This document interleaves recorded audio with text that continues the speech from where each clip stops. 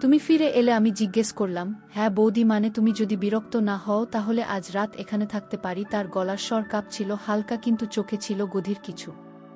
আমি জানতাম এটা এক সাধারণ প্রশ্ন না। আমি জানতাম আজকের রাত শুধু রাত হবে না, ঘরে জায়গা তো আছে। আমি শান্তস্বরে বললাম, কিন্তু আমার বুকের ভেতরে ধুকপুক শব্দ যেন বাড়ছিল। রাত নেমে এল ধীরে ধীরে। বৌদি, তুমি কি কখনো এমন কাউকে চেয়েছ যাকে পাওয়া উচিত না? রতন হঠাৎ জিজ্ঞেস করল। আমি চমকে উঠলাম। তার প্রশ্নটা শুধু জিজ্ঞেস করা না, যেন আমার ভেতরের অনুভূতিকে ছুঁয়ে যাচ্ছিল। হয়তো, কিন্তু চাওয়া আর পাওয়ার মধ্যে অনেক ফারাক রতন। আমি ফিসফিস করে বললাম। সে আমার দিকে ঘুরে তাকাল, চোখে সেই পুরনো ব্যথা আর নতুন কিছু আশা। আমি জানি আমি সমরের বন্ধু, তুমি তার স্ত্রী, কিন্তু এই কিছুদিনের ভেতর আমি তোমার ভেতর কিছু একটা খুঁজে পেয়েছি। একটু শান্তি, একটু ভালোবাসা গো। আমি চুপ করে তার দিকে তাকিয়ে রইলাম। এই কথাগুলো আমি কল্পনাও করিনি, তবুও ভেতরে কোথাও যেন আমারও অপেক্ষা ছিল। এমন কথা। সে ধীরে ধীরে আমার হাত ধরল। আমি বাধা দিইনি, শুধু স্পর্শে বোঝা যাচ্ছিল কতটা তীব্রভাবে সে অনুভব করছে আমাকে। রাজ তখন আরও গভীর হয়েছে। আমরা ঘরে ফিরে এলাম এবং একসাথে বসে কথা বলতে লাগলাম। ছোট ছোট গল্প, হাসি, দৃষ্টি সব মিলিয়ে এক অবক্ত উত্তাপ ছড়িয়ে পড়ছিল। হঠাৎ সে বলল, তুমি চাও তো আমি এখানেই থাকি, শুধু তোমার পাশে, যেভাবে পারি, কেউ না জানুক। এই অনুভবটা আমাদের মধ্যে থাকুক।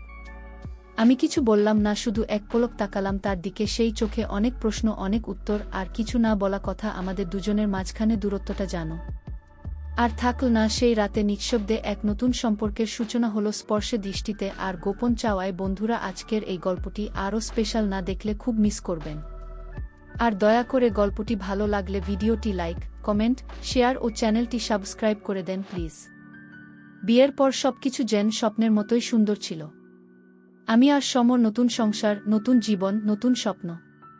কিন্তু সেই স্বপ্ন একটু ভাটা পড়ে যখন ওর বিদেশে চাকরি পাওয়া হলো। এই কাজটা কয়েক বছরের। তারপর ফিরে এসে ঠিক ঘর সংসার করব, এই কথা বলে ও চলে গেল। আমি একা হয়ে গেলাম। আমাদের শহরতলির বাড়িটায় শাশুড়িমা আর শ্বশুরমশাই গেছেন। ছোট নন্দের বাড়ি কয়েকদিনের জন্যে, বাড়ি একেবারে ফাঁকা। সেদিন দুপুরটা যেন একটু অদ্ভুত লাগছিল। শরীরটা কেমন জানি অলস ছিল, মাথায় যেন এক ধরনের কুয়াশা। আমি ভ্যানের নিচে বসেছিলাম, হালকা তেল নিয়ে মাথা আর কাঁধে মালিশ করছিলাম। তখনই বেল বাজল। আমি একটু চমকে উঠলাম। কে? দোয়ালেটা গায়ে জড়িয়ে দরজার কাছে গিয়ে বললাম, একটা অচেনা কণ্ঠ। বৌদি, আমি রতন। ও রতন? আমি অবাক। আমার তো এমন কেউ নেই যাকে রতন বলে চিনি। একটু দোনমনা করেও দরজা খুললাম। দরজার ওপারে দাঁড়িয়ে একটা উজ্জ্বল চোখের তরুণ, পরনে জিন্স আর হালকা নীল শার্ট, সমরদার বন্ধু। পাশের গ্রামের, আগে দিল্লিতে থাকতাম, এখন এসেছি। ভাবলাম একবার দেখা করে যাই। আমি একটু দ্বিধায় ছিলাম, তবুও ভদ্রতা রক্ষা করতে ঘরে ডেকে চা বানাতে গেলাম। চা নিয়ে এসে দেখি ছেলেটা বসে আছে, কিন্তু চোখ যেন চারপাশে ঘোরে। চা এগিয়ে দিয়ে বললাম, তুমি সমরের কোনো বন্ধু? আগে তো শুনিনি। গিয়ে সে বলল, কলেজ এ একসাথে পড়তাম, তখন খুব ঘনিষ্ঠ ছিলাম। ও খুব ভালো বন্ধু ছিল। অনেক বছর পর ফিরলাম, তাই ভাবলাম ওর বাড়িতে গিয়ে দেখা করি। জানতাম না তো এখন বিদেশে। খোঁচা খেতে খেতে এসে বলল, এই বাড়িটা বেশ সুন্দর, আপনি একাই থাকেন? আমি মাথা নাড়লাম। হ্যাঁ, কিছুদিনের জন্য ওরা বাইরে গেছেন। এই আলোচনায় বুঝতে পারলাম ছেলেটি খুব সহজাত, কিন্তু কোথাও একটা অদ্ভুত দৃষ্টি তার চোখে, সেটা লুকাতে পারছিল না। আমি তখনও বুঝতে পারছিলাম না এই আগন্তুককে সত্যিই বন্ধু ভাবাপন্ন নাকি এরই পিছনে অন্য কিছু আছে। সে বলল, বৌদি, আজকে এতদিন পর আমার নিজের গ্রামের কাছাকাছি ফিরে এলাম। আপনাকে দেখে খুব আপনজনের মতো লাগছে। কি? এই কথা শুনে আমার বুকের ভেতর এক ধরনের অস্বস্তি কাজ করল। সেই সঙ্গে যেন এক নিঃসঙ্গতার ছায়া আমার চারপাশে নেমে এল। সত্যি বলতে, আমি তখন একাকিত্ব হাঁপিয়ে উঠছিলাম। এই শহরতলির নিঃশব্দ দুপুরগুলো, এই ফাঁকা বাড়ি আর নিঃসঙ্গতা, কখনো কখনো মনটা ভার হয়ে যেত। আমি তখন বুঝে উঠতে পারছিলাম না এই ছেলেটি আমার জীবনে কি পরিবর্তন আনতে চলেছে। চায়ের কাপটা নামিয়ে রেখে রতন জানালার পাশে গিয়ে দাঁড়াল। জানালা দিয়ে দুপুরের রোদ এসে পড়ছিল। তার মুখে আমি বুঝতে পারছিলাম সে কিছু বলতে চাইছে, কিন্তু ভাষা খুঁজে পাচ্ছে না। বৌদি, রতন হঠাৎ বলল, আপনাকে দেখে খুব ভালো লাগলো। এতদিন পর নিজের মতো কাউকে দেখলাম। আমি হেসে বললাম, তোমার গ্রামে তো কত আত্মীয় স্বজন থাকবে। খুশি মুখ ফিরিয়ে বলল, সবাই আছে, কিন্তু আপন করে নেবার মতো কেউ নেই। সমরদা ছিল আমার জীবনের একমাত্র বন্ধু, একমাত্র মানুষ যার সঙ্গে আমি কিছু না ভেবেই কথা বলতে পারতাম গো। তার গলা ছিল এক ধরনের চাপা কষ্ট। আমি সেটা উপেক্ষা করতে পারলাম না। সমর তোমার কথা বলতো না ঠিকই, তবে ওর বন্ধুবান্ধব অনেক ছিল। আমি বললাম হয়তো বলতো না, কিন্তু আমি তাকে আজও ভুলিনি। বলতেই তার চোখে জল চলে এলো। আমি চুপ করে গেলাম। কিছু মুহূর্ত থাকে যেখানে শব্দ বাহুল্য হয়ে পড়ে। ঘরের ভেতরে একটা নীরবতা ছড়িয়ে পড়ল। হঠাৎ একটা ঠান্ডা হাওয়া এসে পর্দাগুলোকে উড়িয়ে দিল। রতন ধীরে ধীরে একটা চিঠি বার করল। তার পকেট থেকে। এটা সমরদার লেখা, অনেক পুরনো। আমি সবসময় এটা সঙ্গে রাখি। আমি চিঠিটা নিয়ে পড়তে লাগলাম। তাতে লেখা ছিল কিছু সাধারণ কথাবার্তা, বন্ধুত্বের স্মৃতি। আর একটা বাক্য, তুই কখনো যদি আমার বাড়িতে যাস আমার বুটাকে আপনজনের মতো দেখে নিস। কি এই বাক্যটা পড়ে আমার বুক কেঁপে উঠল। সমরের এই লেখার অর্থ আমি বুঝতে পারছিলাম না, কিভাবে এক বন্ধু আরেক বন্ধুকে এমন দায়িত্ব দিয়ে যেতে পারে।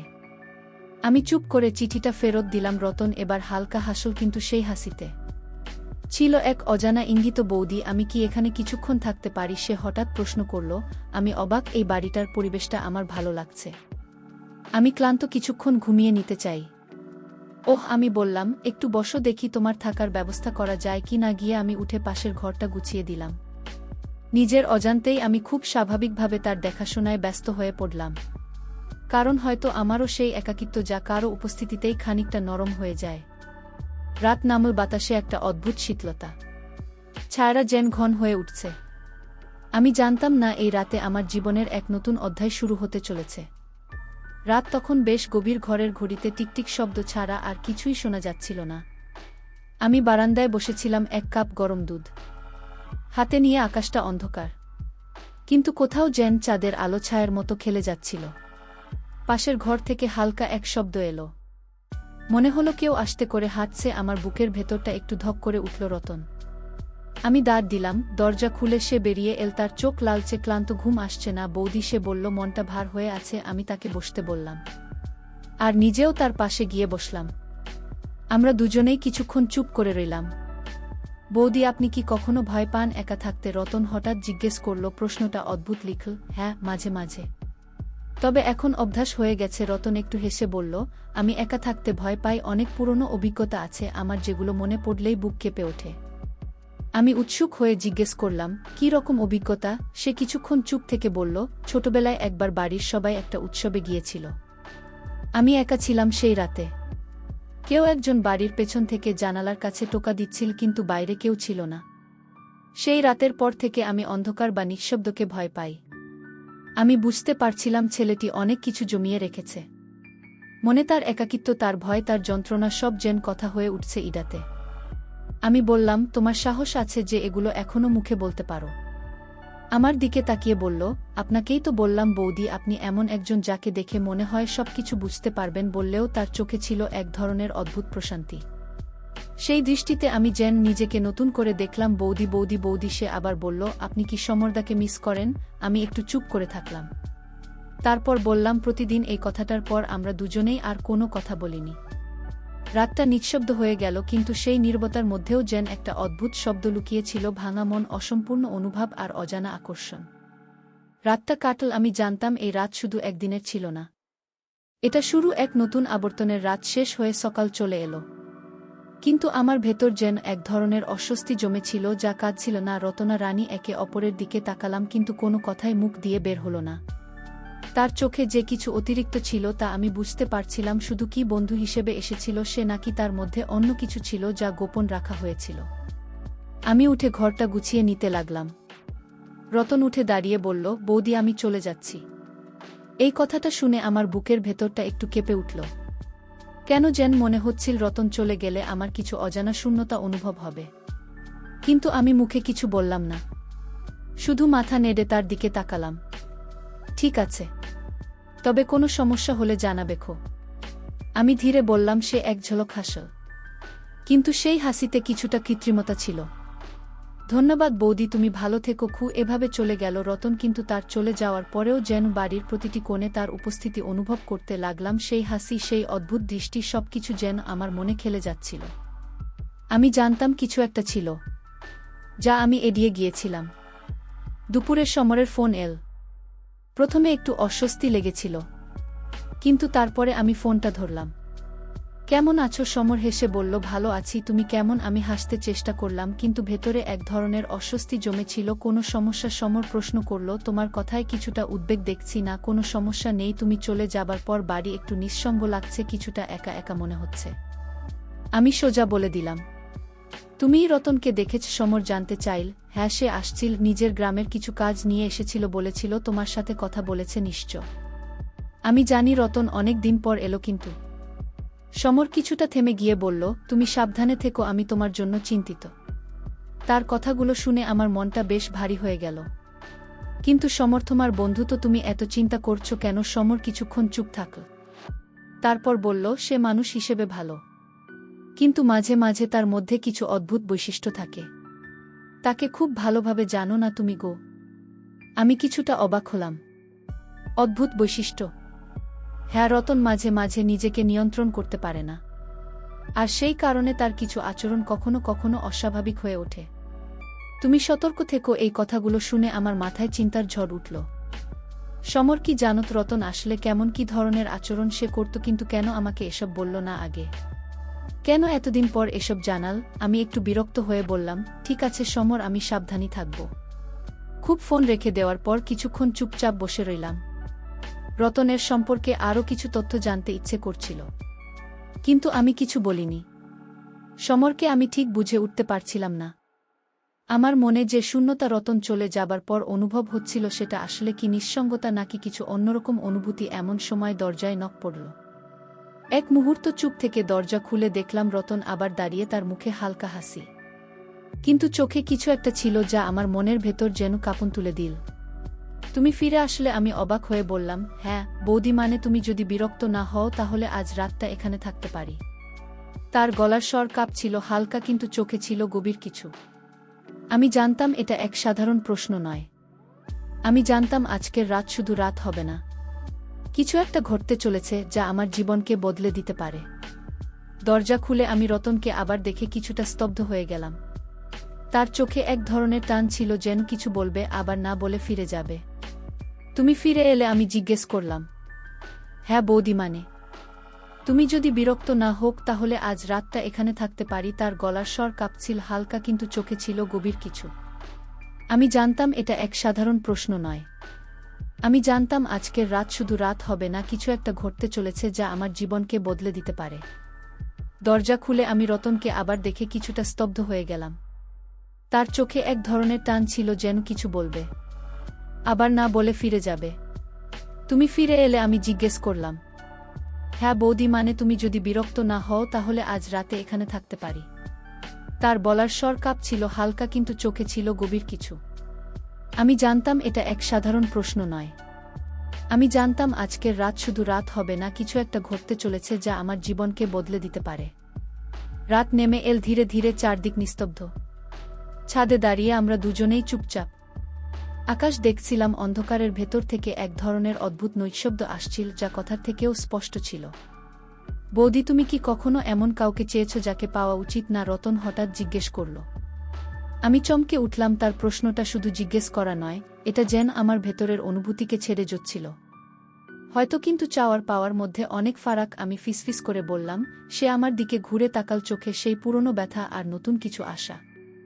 আমি জানি আমি সমরদার বন্ধু, তুমি তার স্ত্রী, কিন্তু এই কিছুদিনের ভেতর আমি তোমার ভেতর কিছু একটা খুঁজে পেয়েছি। একটু শান্তি, একটু ভালোবাসা।